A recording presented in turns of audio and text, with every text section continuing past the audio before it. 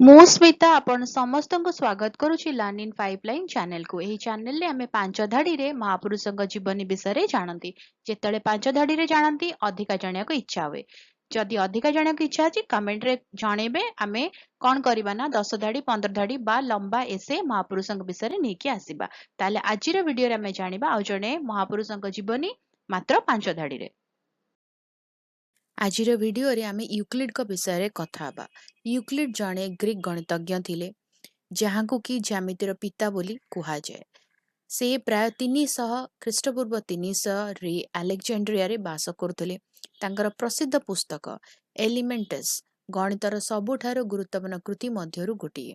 Euclid ସ୍ୱୟଂସିଦ୍ଧ ପୋଷ୍ଟୁଲେଟ୍ ଏବଂ ତାର୍କିକ ପ୍ରମାଣ ପ୍ରଚଳନ କରିଥିଲେ। ତାଙ୍କ ଧାରଣା ଆଜି ମଧ୍ୟ ପଢ଼ାଯାଉଥିବା ଜ୍ୟାମିତିର ଆଧାର ଗଠନ କରେ। ଭିଡ଼ିଓଟି କେମିତି ଲାଗିଲା ମୋତେ କମେଣ୍ଟ କରିକି ଜଣାଇବ। ଯଦି ଭଲ ଲାଗିଲା ଲାଇକ୍ କରିଦେବ, ଭିଡ଼ିଓକୁ ସେୟାର କର, ଚ୍ୟାନେଲକୁ ସବସ୍କ୍ରାଇବ୍ କରି ବେଲ୍ ଆଇକନ୍ ପ୍ରେସ୍ କରି ଅଲ୍ ନୋଟିଫିକେସନକୁ ଅନ୍ ରଖିଥାଅ। ତାହେଲେ